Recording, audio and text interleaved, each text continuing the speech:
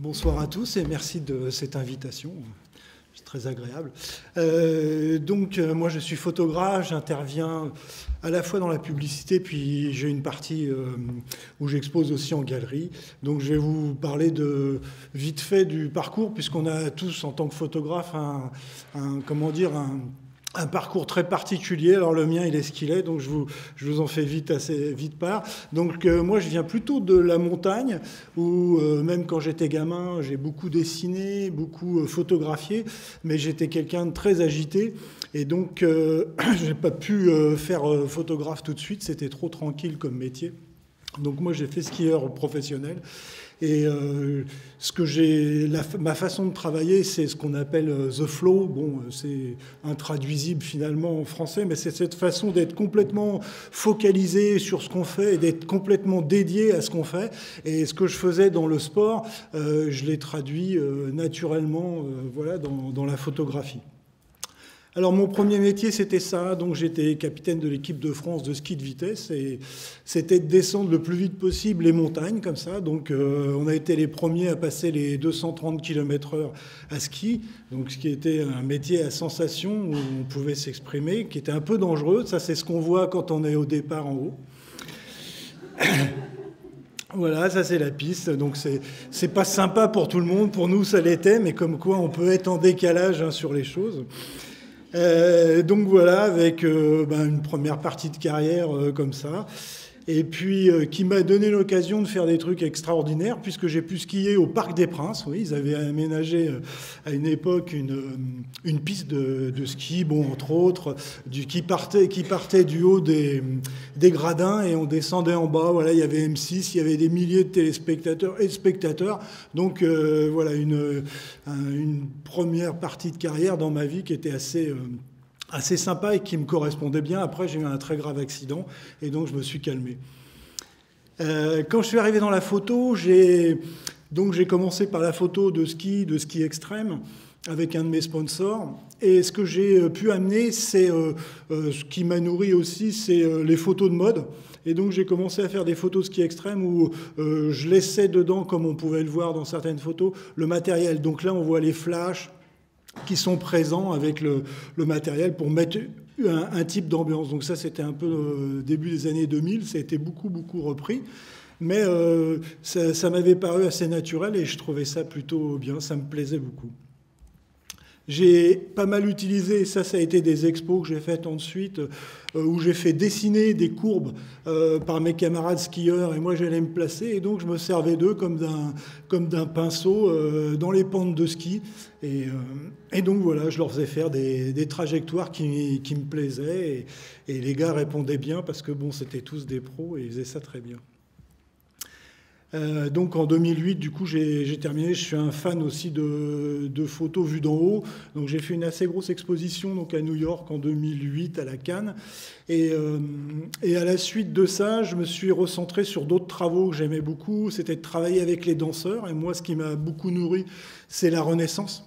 J'ai beaucoup dessiné. Je suis d'une famille qui est originaire d'Italie, donc. La Renaissance m'a beaucoup parlé, j'ai dessiné plein de copies de choses comme ça, donc Michel-Ange et compagnie.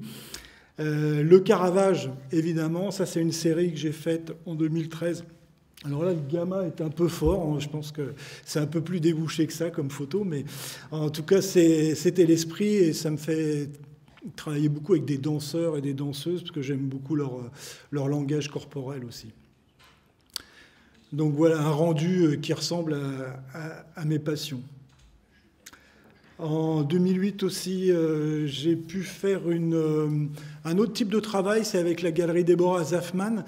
C'était quelque chose qui s'appelait Collision de rêve, et c'était à la fois donc le même personnage qu'on voit à gauche et à droite. C'est un procédé tout bête qui date des débuts de la photographie, donc une superposition où finalement on bouche la moitié de l'objectif. On fait une première exposition et puis ensuite on fait la deuxième. Et donc c'était la façon dont les personnages se rêvaient et on a fait toute une série comme ça où j'ai fait passer pas mal de gens et ça donnait lieu à une expo. En 2014, donc c'est la dernière grosse expo que j'ai fait en France. C'est Donc ça, c'est tiré d'une inspiration qui vient d'un film de science-fiction des années 50 qui s'appelle Forbidden Planet. Et dans ce film, c'est un scénario que j'avais trouvé génial. C'est finalement une civilisation qui s'appelle les Krell et qui ont trouvé un moyen, donc une technologie très avancée qui leur permet de tout faire par la pensée. Et pourtant, cette civilisation, elle a disparu, donc elle n'est plus là. Et finalement, l'équipe de scientifiques qui est sur place s'aperçoit que... comment dire, la nuit, ils faisaient des cauchemars et donc ils ont fabriqué des monstres et c'est ces monstres qui les ont dévorés. Donc j'avais trouvé ça assez génial. Et donc ce que vous voyez là, c'est effectivement des danseurs contorsionnistes. Et les monstres, ils sont derrière, c'est la part de l'ombre. Donc cette part de l'ombre qui est dans la psychologie de Carl Jung dont il parle et il nous dit que c'est pas que des mauvaises choses et c'est là aussi où il y a une part de créativité importante. Donc voilà. Alors ça m'a amené du coup un monde un peu comme vous, designer, c'est qu'à un moment donné, il faut aussi travailler avec... il y a une partie business et donc c'est pour ça que RS m'avait demandé de faire une série de photos qui reprenait ce principe des ombres pour lancer du sportswear. Alors dans cette nourriture culturelle, j'attire toujours l'attention là-dessus parce que c'est quelque chose qui, moi, m'a pas mal marqué. C'est que, par exemple, quand on voit ces petites statuettes, là, la Vénus de Willendorf, moi, j'ai été marqué par ça, par cette espèce de cycle qu'on retrouve en permanence entre la fiction et la réalité. Donc, il y a eu pas mal de théories là-dessus, ça vaut ce que ça vaut, mais on dit que c'est un des premiers objets retrouvés, donc 23 000 avant notre ère, dans le petit village de Willendorf en Autriche. Bon, des théories disent qu'effectivement, c'était la vision d'un artiste, c'est une des premières visions artistiques qui a été trouvée, qui est complètement imaginaire, puisque cette petite bonne femme n'a pas de tête, et elle représente une forme de corps qui, a priori, peut-être n'existait pas.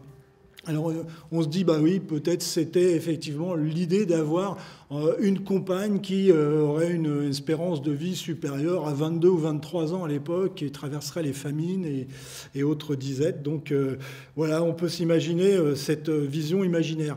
Je saute très vite dans ce qui est l'éphèbe de Critios en Grèce, où là, ils ont une culture quand même très, très raffinée. Mais là, on est dans complètement autre chose, puisque les mensurations de cette statue sont totalement réalistes. Voilà, c'est l'homme d'aujourd'hui, c'est le même squelette, c'est les mêmes tailles musculaires. Et donc, on se dit, ça y est, on a quand même basculé. Alors, je caricature, là, je vais vite, je saute un peu les époques. On l'a aussi avec les bronzes de Riace, qui ont donc été trouvés au large de la Sicile, là, en 73. C'est des grandes statues, mais c'est des mensurations réalistes. Et là, on saute chez nos amis de la Rome antique, et là, on s'aperçoit qu'on a pas un Héraclès, un Hercule, donc, qui fait 3 mètres de haut, qui a un physique de culturiste qui était totalement improbable à l'époque. Il n'y avait pas de stéroïdes anabolisants et autres choses comme ça. Donc, voilà, donc à un moment donné, on a voulu des choses réalistes. Après, on en a marre, on veut des choses qui nous font rêver, mais c'est un cycle permanent qu'on voit dans la mode, dans plein de choses. Je trouve que nous, on le ressent aussi dans la photo. Et là, si je vais en 2014, on a Nicolas Lam, qui est un artiste, qui a dit moi, j'en ai marre de voir cette Barbie imaginaire, c'est complètement n'importe quoi. Moi, je veux donc c'est une Lamelli Girl à côté, qui est aux mensurations de l'américaine moyenne de 19 ans. Donc il dit, voilà, moi j'en ai assez, je veux des choses réalistes. Donc on a toujours ce mouvement permanent, et en photo, c'est un peu pareil. Alors, on n'a pas été épargnés, nous non plus. Donc, vous voyez. Donc, voilà. Fiction, en réalité, un mouvement qui est souvent là. Pour vous dire, ça continue, on dit le cinéma, l'art noble et la télévision, c'est pas pareil, c'est du documentaire, c'est de la vidéo. Si vous prenez les noms des caméras qui servent à la télévision, au broadcasting aujourd'hui, vous verrez, donc ça s'appelle la Panasonic AG-HVX200, la Sony HVR Z1U. Mais si on prend les caméras qui servent au cinéma, là c'est autre chose. Là c'est l'Alexa, les Eva, Amira, Venise, voilà. Donc on est dans autre chose et ces deux mondes à la fois se côtoient et sont opposés par moments régulièrement dans les envies de chacun, quoi. Donc en photo, c'est pareil. Et quand on utilise la lumière en photo, parce que souvent on entend ça, la photographie, on peint avec la lumière, oui, bon voilà, donc la lumière, on l'utilise effectivement. Le spectre lumineux, vous le connaissez par cœur, donc 400 à 700 nanomètres, je veux dire. Et ce qu'on voit mal sur cette représentation, c'est que finalement le vert est au milieu et que dans les sensibilités qu'on peut avoir, peut-être que là, le douanier Rousseau, lui, sans le savoir, il s'est pas penché sur la science, mais lui, il a mis énormément de valeur dans ses verres. Et on a une appétence pour ce type de tableau. Et on est plutôt critique sur ce type de couleur parce qu'on déteste les gros aplats de verre et quand c'est pas très fin et pas très subtil. Et là, bon, ben voilà, peut-être une explication de notre sensibilité à ces choses-là. Nous, on utilise ça pour évidemment créer du modelé, puisque la photographie, c'est de la 2D et qu'il faut en faire un effet 3D. Donc, on joue beaucoup sur cette ambiguïté et on utilise la lumière. Donc, la lumière, elle décroît en fait très rapidement. La lumière, l'intensité de la lumière, elle est inversement proportionnelle à la distance au carré. Donc, voilà, pour vous faire simple, à 1 mètre, vous avez 100% de lumière et à 4 mètres, vous n'en avez plus que 6%. Et donc, on va servir de ça pour modeler des visages, des corps, tout ce qu'on veut, des monuments. Ceux qui sont photographes amateurs, vous retrouvez ces mesures sur les ouvertures sur vos objectifs. Un exemple concret de cette lumière et de ces natures de la lumière diffuse et la lumière solaire. C'est vraiment les deux grandes familles de lumière qu'on utilise. Sur votre droite, là, vous avez donc une lumière diffuse. Alors, la lumière diffuse, c'est quand il y a des nuages, c'est tout blanc autour. Et ce qui se passe, c'est que la lumière rebondit dans tous ces nuages et au final, elle éclaire partout à peu près de la même façon. Et à gauche, vous avez un immeuble, lui, qui est éclairé au coucher de soleil. Alors, bien qu'il y ait des vitres en verre, vous voyez qu'on perçoit quand même un petit peu de détail, mais très peu. Si on est un architecte, on peut s'imaginer qu'on va avoir envie de lumière diffuse, même si c'est moins joli comme ça, parce qu'on a un objectif quelque part dans cette création de photographie. Et si l'objectif, c'est de montrer des détails, bien, on va avoir besoin d'utiliser cette lumière de cette façon-là. Donc j'ai un exemple concret, c'est Ernst et sa femme Bernd et Hilda Becher, donc, qui sont deux Allemands donc, qui avaient fait le Bauhaus, mais qui ont ensuite lancé l'école de Düsseldorf, qui ont décidé un jour de photographier toutes les structures industrielles qu'il y avait en Allemagne. Et donc ils se sont dit, bon, on va commencer, il fait beau, on sort dehors. Et il fait beau, on sort dehors, boum, un réservoir, un méthanier. Et là, pas de chance, on veut des détails, mais là, la lumière solaire, il n'y a qu'une face finalement de la sphère qui est éclairée. Et donc, qu'est-ce qu'on fait? Donc, eux, ils ont utilisé la lumière diffuse. Donc, ils sont sortis uniquement les jours où il faisait gris. Et donc, vous connaissez certainement ces photos où ils ont répertorié un nombre de structures industrielles hallucinantes. Donc, voilà l'utilisation de la lumière et comment on s'en sert en photo. Et ce n'est pas une époque spécialement, puisque Albert Renger-Patch, lui, était de ces mêmes générations, et lui faisait des photos à peu près à la même époque, et lui, il avait une vision beaucoup plus artistique. Il n'avait pas besoin de lumière diffuse, lui, il se servait d'une lumière solaire. Il voulait marquer des contrastes, et donc il faisait ces choses-là. Donc voilà, on en fait ce qu'on en veut, et donc lumière diffuse ou lumière dure sont les outils du photographe. Alors, quelques exemples vite fait. Vous voyez, ça, c'est une lumière diffuse, donc cette fois sur des personnages. Ça, c'est une lumière solaire, une lumière diffuse, une lumière solaire, une lumière diffuse, une lumière solaire. Donc, on change presque la physionomie des gens avec la lumière. Et on a des codes qu'on utilise, des codes que vous connaissez tous. mais qui ne sont pas toujours évidents. Lorsqu'on fait du portrait, on a le petit visage en tête, on a une certaine forme d'isolation du sujet au premier plan, et puis derrière un peu plus de flou. On le voit bien, par exemple, sur le léopard là, que j'ai photographié. Il y a très peu de zones de netteté. Ça va de l'œil au bout de la moustache, du nez, mais c'est tout. Ensuite, ça part au flou. Ça, c'est des codes de portrait avec lesquels on est très, on est très confortable. Et les codes du paysage, là c'est complètement autre chose. On aime, à la façon d'un tableau hollandais, aller se promener dans le paysage, et on aime bien de la netteté partout. Donc voilà, ce qui nourrit aussi le photographe, c'est cette peinture qu'on a vue étant jeune.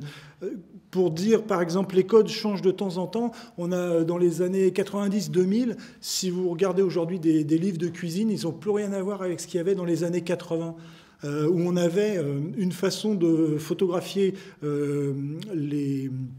les plats cuisinés à la façon du paysage. Et aujourd'hui, vous verrez, c'est plus comme ça. C'est à la façon du portrait. Même pire, c'est de la macro-photographie où il y a très très peu de netteté et on laisse beaucoup de place à l'imaginaire. Et on voit ça comme ça. Et si on retrouvait des photos d'avant, on serait horrifié.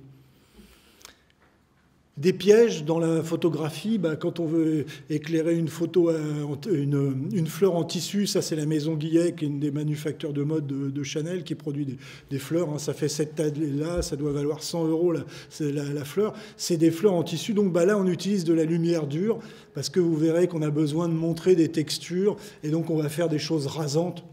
C'est tout un tas de choses comme ça, la photographie aussi, des espèces de trucs, mais en fait qui ont une théorie, mais finalement toutes les théories mathématiques, on a besoin de les mettre en pratique, et c'est quelque chose où on met beaucoup les mains dans le cambouis, la photographie.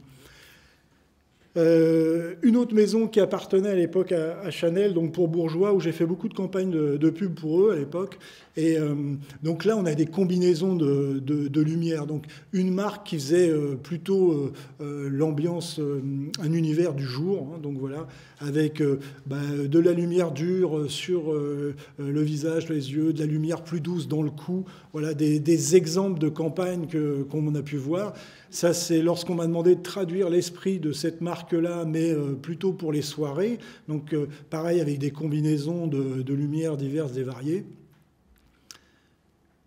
Et puis cette incroyable photo où là, on m'avait demandé une campagne pour les UK, donc où nos amis anglais sont quand même très friands de déguisements en tout genre, quand vous les connaissez bien. Et donc, on m'a dit de traduire une campagne de beauté pendant Halloween. Et donc là, il avait fallu mouliner. On avait fait quelque chose qui était plutôt projectif. L'idée, c'était, sachant qu'une femme qui se maquille, voyant ça, ne peut pas le faire toute seule, mais l'idée était que ça soit projectif et tout. Donc voilà ma traduction de la beauté pour Halloween pour l'Angleterre. Là, c'est des photos plus récentes. Voilà, c'est les tendances du moment dans la beauté. Donc voilà, alors avec des ambiances un peu différentes, où on est un peu moins clinquant ces dernières années. Un domaine, on n'a pas le temps parce que ça prendrait du temps, mais de vous en parler. La retouche, on m'a demandé à un moment donné de faire des photos sans retouche. J'ai dit oui, pas de problème. En fait, avec la lumière, on peut le faire. On va écraser un certain nombre de choses, par exemple sur le fond de teint, si on le veut uni. On va jouer avec ça. Là, on me demandait de souligner un mascara, donc qui allonge les cils. Alors là, c'est les cils, tout est naturel. Donc voilà, j'ai fait une coupe de cheveux à la fille qui rappelle cette idée de cils longs. Donc voilà. Et là, il y a zéro retouche. Donc voilà, c'est un des sujets qui revient souvent en ce moment. Et puis pour terminer, je terminerai par ça, c'est le brief, puisque vous aurez souvent ça de la part des entreprises qui veulent quelque chose. Donc un brief. Et c'est les Rolling Stones qui demandent à Andy Warhol donc, de leur faire une pochette de disque. Et il leur dit, voilà, il y a une phrase où vous verrez ça, et il leur dit, voilà, on te demande et tu feras ce que tu veux. Voilà. Merci de votre attention.